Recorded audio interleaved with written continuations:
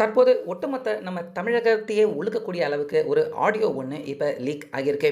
So அந்த ஆடியோவில் பார்த்தீங்கன்னா ராசா அவர் பேசியிருக்காரு. ராசா என்ன சொல்கிறாரு அப்படின்னா, கலைஞர் டிவி துவங்கினதில் ஊழல், 2G ஸ்பெக்ட்ரம் வழக்கில் திமுகவினர்கள் ஊழல், இதன் காரணமாக கண்டிப்பாக சிறைக்கு போக வேண்டியது ஸ்டாலின் அவர்கள் தான் அப்படிங்கிற மாதிரி ராசா ஒரு முக்கியமான ஸ்பீச் ஆடியோ ஒன்று பேசினது தற்போது லீக் ஆகியிருக்கு. இதனால் முதல் கட்டமாக இப்போ கலைஞர் டிவி இழுத்து மூடப்படலாம், எந்த நேரத்தில் வேணாலும் அதிகாரிகள் நடவடிக்கை எடுத்தாங்கன்னா கலைஞர் டிவி இழுத்து மூடப்படலாம். அதுக்கப்புறமா தீஹார் சிறைக்கு நம்ம முதலமைச்சர் மு க ஸ்டாலின் அவர் மட்டும் கிடையாது, அவருடைய மனைவியான துர்கா ஸ்டாலின் 2 பேருமே சிறைக்கு போகிற மாதிரியான சூழ்நிலையை இப்போ ராசா அவர் பேசின அந்த ஆடியோ லீக் ஆனதன் மூலிமா இப்போ ஒட்டுமொத்த திமுகவினர்கள் அவங்க எல்லாருமே தலையில் கையை வச்சுக்கிட்டு இடி விழுந்த நிலைமைக்கு தான் தள்ளப்பட்டிருக்காங்க. ஸோ அப்படி ராசா அவர் பேசின அந்த ஃபோன் கால் ஆடியோவில் என்ன அவர் பேசியிருக்காரு, எதுக்காக இப்போ இதனால் ஸ்டாலின் அவரும் துர்கா ஸ்டாலின் அவங்களும் சிறைக்கு போகிறதுக்கான வாய்ப்பு ஏற்பட்டிருக்கு. முக்கியமாக கலைஞர் டிவி நெட்வொர்க் எல்லாமே இழுத்து மூடுற மாதிரியான நிலைமை என்னதான் ஏற்பட்டிருக்கு அப்படிங்கிற முழு விவரம் எல்லாமே இப்போ ஆடியோ ஆதாரத்துடன் வெளியாகியிருக்கு. ஸோ அதை பற்றி தான் நம்மளும் இந்த வீடியோவில் பார்க்க போகிறோம். அதனால் வீடியோவை ஸ்கிப் பண்ணாமல் பாருங்கள். அதாவது ராசா அதுக்கப்புறமா கனிமொழி இவங்க 2 பேரையுமே தீகார் சிறையில் கலைஞர் டிவியில் ஊழல், அதுக்கப்புறமா 2G ஸ்பெக்ட்ரம் வழக்கில் ஊழல், இப்படி இவங்க 2 பேருமே கைது செய்யப்பட்டு தீகார் சிறையில் அடைச்சிருந்தாங்க. ஸோ நம்ம எல்லாருமே கூட அப்போது இந்த நியூஸை கண்டிப்பாக கேள்விப்பட்டிருப்போம். இப்போது அந்த சிறையில் இருந்து விடுதலை ஆனதுக்கப்புறமா ராசா பார்த்திங்கன்னா அவர் ஒரு நபர்கிட்ட ஃபோன் கால் பேசுகிறப்ப அப்போது அவர் தன்னுடைய ஆதங்கத்தை கொட்டியிருக்காரு. ஸோ அந்த ஆடியோ தான் இப்போ வைரல் ஆகியிருக்கு, லீக்கும் ஆகியிருக்கு, வைரல் ஆகிக்கிட்டு வருது. ஸோ ராசா ஃபஸ்ட்டு அந்த ஆடியோவில் அவர் என்ன பேசியிருக்காரு அப்படிங்கிறத சில நிமிடம் இங்கே நீங்களே கேட்டுட்டு வாங்க. அதுக்கப்புறமா ஸ்டாலின், துர்கா ஸ்டாலின் இவங்க 2 பேருமே சிறைக்கு போக போகிறது எப்படி, முக்கியமாக கலைஞர் டிவி நெட்வொர்க் இழுத்து மூடுறதுக்கான வாய்ப்பு எப்படி உருவாகியிருக்கு அப்படிங்கிற முழு விவரத்தை பற்றியும் நம்ம பார்க்கலாம். திமுகவில் இருந்து ஒரு எம்எல்ஏ வந்திருப்பாங்களா, ஒரு எம்பி வந்திருப்பாங்களா, ஒரு கட்சிக்காரங்க வந்திருப்பாங்களா? நான் அரசாகி 2 மாசம் கழிச்சு கனிமொழி உள்ள வருது. அது வரைக்கும் நீலகிரி உட்பட எத்தனை பேர் வந்து பார்த்தாங்க? என் மனநல ஜெயிலுக்குள்ள எப்படி இருந்திருக்கும்? என் வீட்டுல ஏதாவது எடுத்தீங்களா? கலைஞர் டிவி போச்சு பணம், அதுக்கு மேல நான் சொல்ல விரும்பல. என் வீட்டுல ஏதாவது சிபிஐ எடுத்தானா? யாரும் என்ன தாக்க வந்தீங்களா? நான் வந்து ஒன்ன சொல்லப்பா. திமுக ரெப்ரசன்ட் யாராவது தலைவர் வந்து துறைமுறை அனுப்பிச்சு வச்சாரா? ஒரு அமைச்சர் வந்தீங்களா? நீங்க சொந்த பாசத்துல ரயிலே இருந்திருப்பீங்க. அண்ணாவோட பல்லவன கேளுங்க. நாங்கெல்லாம் வந்தோம். கனிமொழி வந்தது பாடு எல்லாம் படையெடுத்து எல்லா மந்திரி வருது, எனக்கு தெரியாதா? ஆனா அந்த 2 மாசத்துல என்னுடைய மனநிலை எப்படி இருந்திருக்கும்? நான் பஸ்ஸா இருந்தா என்ன இருக்கும்?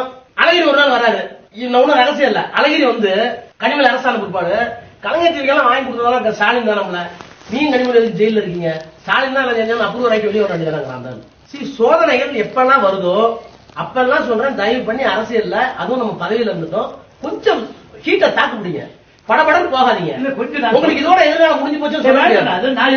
நான் இருக்கேன் பண்றேன், எல்லாம் பண்றீங்க, சொல்றது எல்லாம் இப்ப கேட்கறேன். நான் சொல்றது கொஞ்சம் உச்சகட்டத்துல போகாத ஒட்டுமொத்த சமுதாயத்துக்கு பதில் சொல்லணும்னு கேட்கிறார். வேற ஒண்ணும் தயாராகிறது எந்த தகுதி இல்லை. நான் சொல்றேன் ஓய்வுக்கு தலைவராக எந்த தகுதி இல்லைங்கிற. எப்படி தொண்டை மதிக்கலாம் தலைவர் சொல்லும் போது? தொண்டை வளர்க்காம நீங்க என்ன தலைவர் கேட்கறேன்?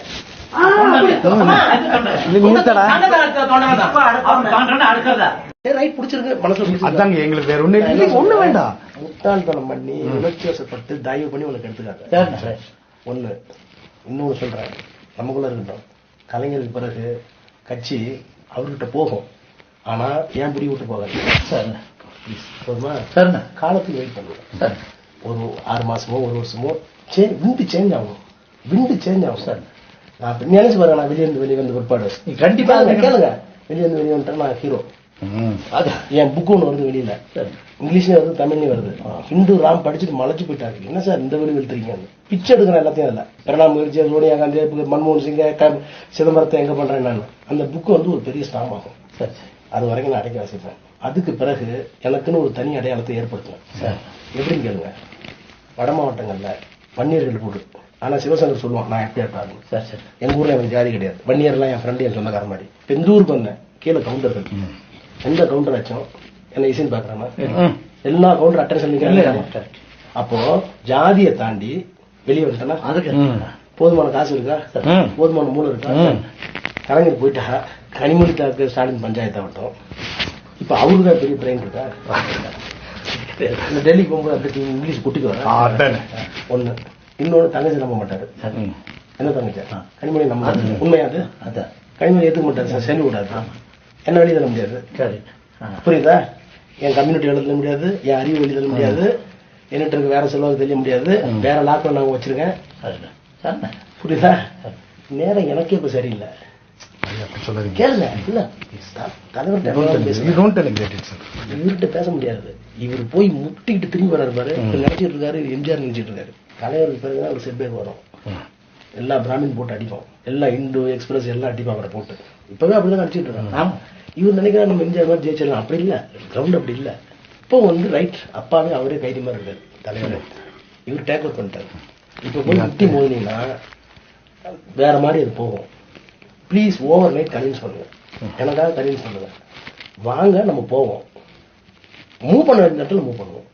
நான் உங்களுக்கு நான் எவ்வளவு கரெக்டாக தான் சொல்றேன். உங்களுக்கு கிரீவன்ஸ் நியாயமானது, தோக்கடிக்கணும் தோக்கடிக்கும். ஆனால் அதுதான் புத்திசாலித்தனம். ஒரு பிராமணனுக்கு நமக்குள்ள வித்தியாசம், நம்ம அறுவாளை தூக்கிறோம், அவன் அறுவாளை தூக்க மாட்டான். முடிச்சிருவாங்க அதே சைலண்டா முடியும். நான் இப்ப பாக்குறதுக்கு அர்த்தம் பார்த்த உடனே வேற ஏதாவது சொல்லுவாரு.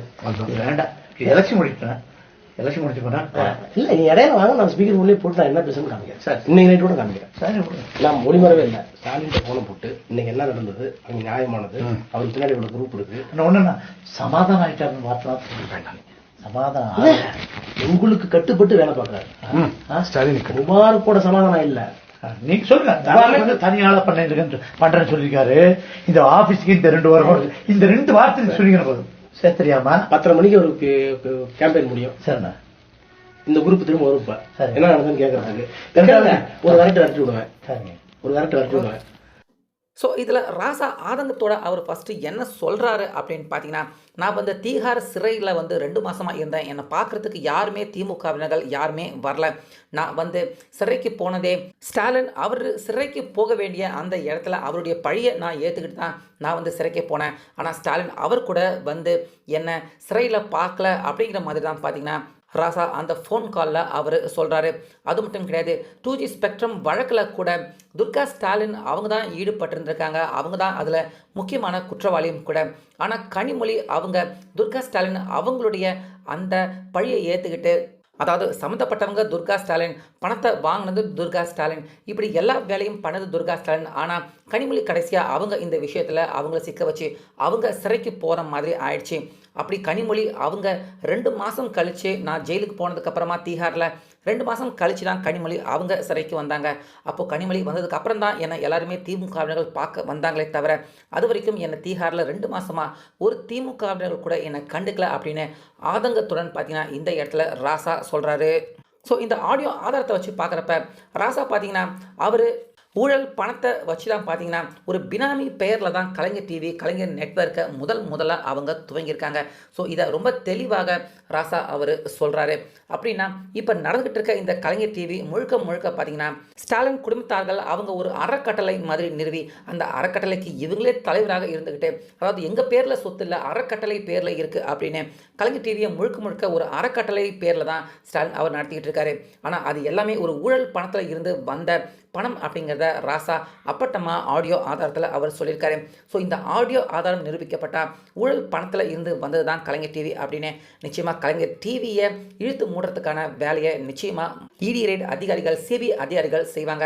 அது மட்டும் கிடையாது, இதுக்கு முன்னாடி ராசா அவர் தீகார் சிறைக்கு போயிருந்தார், கனிமொழி அவங்களும் தீகார் சிறைக்கு போயிருந்தாங்க. ஆனால் இந்த வழக்கில் முக்கியமான குற்றவாளி யார் அப்படின்னு பார்த்தீங்கன்னா இவங்க 2 பேருமே கிடையாது. இவங்க 2 பேருமே பணத்தை கை மாற்றி விட்டவங்க தான். முக்கியமாக இந்த பணத்தை வாங்கி செலவு பண்ணுறது, பணம் யாருக்காக வாங்கப்பட்டது, யார் கைக்கு போயிருக்கு அப்படின்னு பார்த்தீங்கன்னா ஸ்டாலின், துர்கா ஸ்டாலின் இவங்க கைக்கு தான். ஸ்பெக்ட்ரம் வழக்கு, அதுக்கப்புறமா கலைஞர் டிவி ஊழல், இது எல்லாத்துலேயுமே நேரடியாக சம்மந்தப்பட்டவங்க ஸ்டாலின், துர்கா ஸ்டாலின் தான். ஸோ அதனால் இதுவும் தற்போது இந்த ஆடியோ மூலமா நிரூபிக்கப்பட்டுச்சு. அப்படின்னா ராசா சிறைக்கு போனதும் செல்லாது, அதுக்கப்புறமா கனிமொழி அவங்க சிறைக்கு போனதும் செல்லாது. அவங்களுக்கு பதிலாக இப்போ ஸ்டாலின், அதுக்கப்புறமா துர்கா ஸ்டாலின் இவங்க 2 பேரும் தான் சிறைக்கு போக வேண்டிய நிலைமை ஏற்படும். ஸோ அப்படிப்பட்ட ஒரு முக்கியமான ஆதாரம் ஆடியோவை தான் இப்போ ராசா அவர் பேசினப்ப அந்த ஆடியோவை ரெக்கார்ட் பண்ணி யாரோ ஒருத்தங்க வெளியிட்டிருக்காங்க. இதனால் இப்போ ஸ்டாலின், துர்கா ஸ்டாலின் 2 பேருமே நெருக்கடியில் இருக்கிறது மட்டும் இல்லாமல் கலைஞர் டிவி அதுவும் இழுத்து மூட வேண்டிய நிலைமைக்கு தள்ளப்படுறதுக்கான அபாயம் தற்போது திமுகவினர்களுக்கு ஏற்பட்டிருக்கு. ஸோ வெயிட் பண்ணி பார்க்கலாம் இந்த ஆடியோ ஆதாரம் எந்த அளவுக்கு திமுகவினர்கள் அவங்களுக்கு எதிராக திரும்ப இருக்குது அப்படிங்கிறத.